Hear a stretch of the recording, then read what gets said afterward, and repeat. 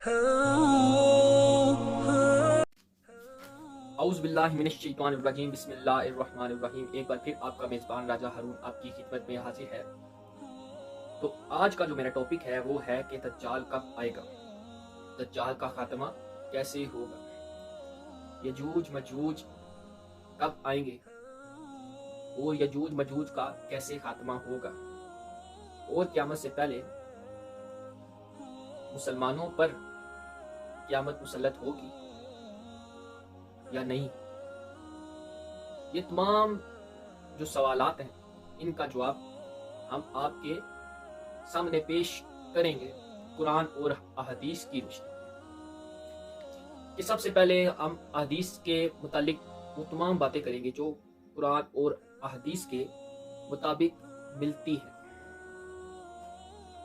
تو متوجہ فرمائیے گا کہ رسول اکرم صلی اللہ علیہ وآلہ وسلم نے ایک صبح دجال کا ذکر کیا تو آپ صلی اللہ علیہ وآلہ وسلم نے اس کی حقارت اور اس کے فتنے کی سنگین بیان کرتے ہوئے دوران گفتگو آواز کو بلند اور پشت کیا، حتیٰ کہ ہم نے گمان کیا کہ وہ مدینہ کی کھجوروں کی جھنڈ میں۔ پھر ہم نے رسول اکرم صلی اللہ علیہ وآلہ وسلم کے پاس سے واپس آگے، جب بعد میں پھر آپ صلی اللہ علیہ وآلہ وسلم کے پاس گئے تو آپ صلی اللہ علیہ وآلہ وسلم نے ہم پر دجال کے خوف کا اثر جان لیا اور فرمایا کیا معاملہ ہے۔ ہم نے عرض کیا کہ اللہ تعالیٰ کے رسول، آپ نے صبح دجال کا ذکر کرتے ہوئے اپنی آواز کو بلند اور پست کیا تھا، یہاں تک کہ ہمیں گمان ہونے لگا کہ وہ کھجوروں کے درمیان میں ہے۔ آپ نے فرمایا دجال کے علاوہ دوسری چیزوں سے تم پر زیادہ ڈرتا ہوں، اگر وہ نکلے اور میں تمہارے بیچ موجود رہوں تو میں تمہاری جگہ خود اس سے نمٹ لوں گا، اور اگر وہ نکلے اور میں تمہارے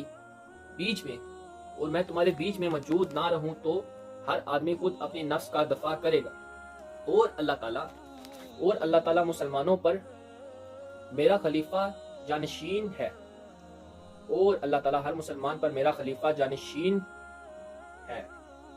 تو دوسرا پوائنٹ آف ویو کہ دجال جو ہے اس کے بارے میں کہ دجال کے گنگریالے بال ہوں گے، یعنی کہ دجال گنگریالے بالوں والا جوان ہوگا، اس کی ایک آنکھ انگور کی طرح ابری ہوئی ہوگی، تو ان میں سے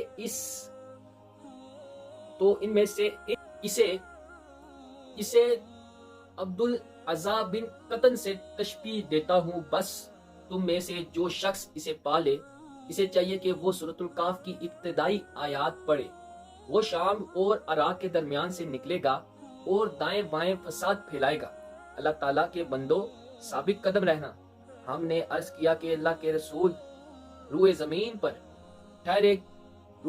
پر ٹھہرنے کی اس کی مدت کیا ہوگی؟ آپ صلی اللہ علیہ وآلہ وسلم نے فرمایا 40 دن، ایک دن ایک سال کے برابر ہوگا، ایک دن ایک مہینے کے برابر ہوگا، ایک دن ہفتے کے برابر ہوگا، اور باقی دن تمہارے دنوں کی طرح ہوں گے۔ ہم نے عرض کیا اللہ کے رسول بتائیں وہ ایک دن جو ایک سال کے برابر ہوگا، کیا اس میں ایک دن کی نماز کافی ہوگی؟ آپ صلی اللہ علیہ وآلہ وسلم نے فرمایا نہیں، بلکہ اس کا اندازہ کر کے پڑھنا۔ ہم نے عرض کیا کہ اللہ کے رسول صلی اللہ علیہ وآلہ وسلم وہ کتنی تیزی سے اپنا کام کرے گا؟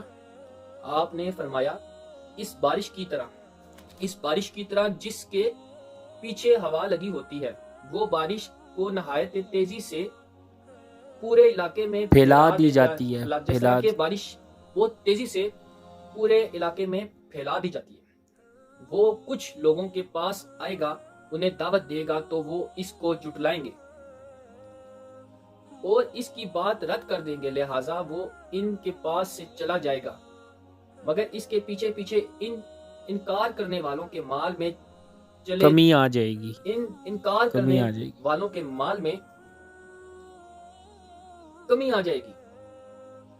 ان کا کام حال یہ ہوگا کہ ان کے پاس کچھ بھی نہیں رہے گا، پھر وہ کچھ دوسرے لوگوں کے پاس جائے گا، انہیں دعوت دے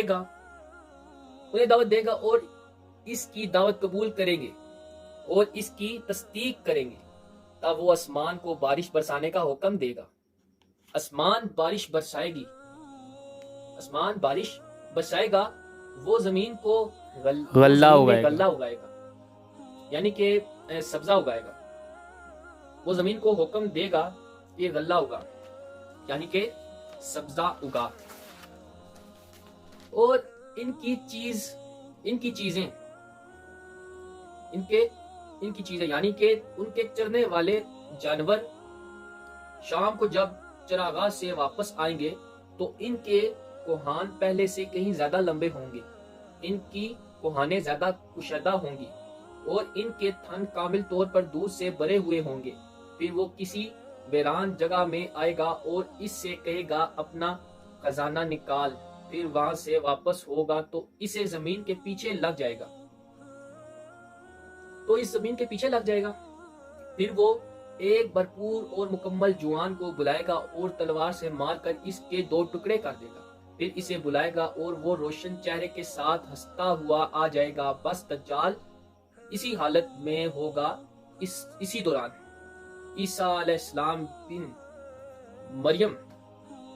عیسیٰ بن مریم علیہ السلام دمشق کے مشرق کی جانب سے سفید مینار پر زرد کپڑوں میں ملبوس 2 فرشتوں کے بازو پر ہاتھ رکھے ہوئے اتریں گے. جب وہ اپنا سر جھکائیں گے تو پانی ٹپکے گا، اور جب وہ اٹھائیں گے تو اس سے موتی کی طرح چاندی کی بوندیں گریں گی. اور ان کی سانس کی بھاپ سے جس کافر کو بھی یہ بھاپ پہنچے گی وہ مر جائے گا، اور ان کی سانس کی بھاپ ان کی حد نگاہ تک محسوس کی جائے گی. وہ دجال کو ڈھونڈیں گے یہاں تک کہ اسے باپ لد کے پاس پا لیں گے اور اسے قتل کر دیں گے. اسی حالت میں اللہ تعالیٰ جتنا چاہے گا عیسیٰ علیہ السلام ٹھہریں گے. پھر اللہ تعالیٰ ان کے پاس وہی بھیجے گا کہ میرے بندوں کو طور کی طرف لے جاؤ، اس لیے کہ میں نے کچھ ایسے بندے اللہ اکبر استغفر اللہ. پھر اللہ تعالیٰ حضرت عیسیٰ علیہ السلام کو حکم دے گا کہ میرے بندوں کو طور کی طرف لے جاؤ، اس لیے کہ میں نے کچھ ایسے بندے اتارے ہیں جن سے لڑنے کی کسی میں تاب نہیں ہے. اللہ تعالیٰ یجوج مجوج کو بھیجے گا، وہ ویسے ہی ہوں گے جیسا اللہ تعالیٰ نے کہا ہے، ہر بلندی سے پھیل پڑیں گے. سورۃ الانبیاء کی آیت نمبر 94 ہے کہ ہر بلندی سے پھیل پڑیں گے.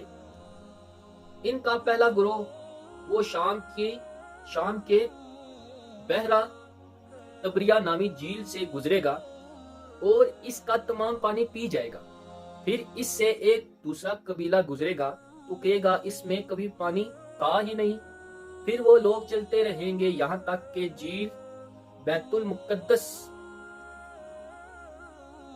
بیت المقدس تک پہنچیں گے تو کہیں گے ہم زمین والوں کو قتل کر دیں. اب آؤ آسمان والوں کو قتل کرتے ہیں. چنانچہ وہ لوگ آسمان کی طرف اپنے تیر چلائیں گے. چنانچہ اللہ تعالیٰ ان کو خون سے سرخ کر کے ان کے پاس واپس کر دے گا. اس عرصے میں عیسیٰ علیہ السلام اور ان کے ساتھی گر رہیں گے.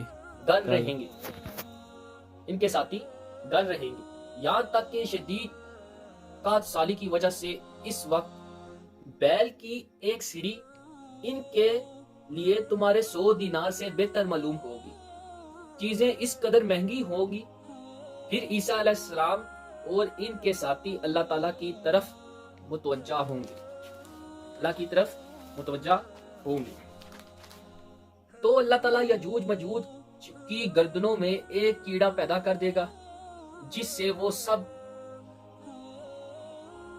اس دنیا فانی سے رخصت ہو جائیں گے،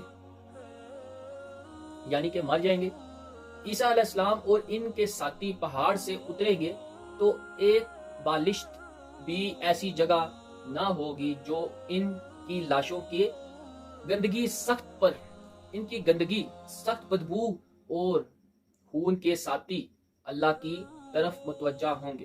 وہ ایک بالشت کہتے ہیں، یہ جو ایک گٹ ہوتی ہے نا، جسے ہم پنجابی میں اردو میں کہتے ہیں، تو ایک بالشت اصل میں وہ ہوتی ہے، تو اس برابر بھی جگہ نہیں ہوگی۔ تو اسی دوران اور اللہ تعالیٰ ایسے بڑے پرندوں کو بھیجے گا جن کی گردنیں بختی اونٹوں کی گردنوں کی طرح ہوں گی، وہ لاشوں کو اٹھا کر گھڑوں میں پھینک دیں گے۔ مسلمان ان کی کمان، تیر اور ترچ سے 7 سال تک ایندھن جلائیں گے، یعنی کہ جو انہوں کے تیر تھے اس کی جو لکڑی تھی اور جو ترچ تھا اس کی جو لکڑی تھی اس سے 7 سال تک آگ جلائیں گے۔ پھر اللہ تعالیٰ ان پر ایسی بارش برسائے گا جس کا اندازہ آپ یہ لگا سکتے ہیں کہ جسے کوئی کچا اور پکا مکان نہیں روک پائے گا۔ یہ بارش زمین کو دکھو دے گی اور اسے آنے کی طرح صاف شفاف کر دے گی۔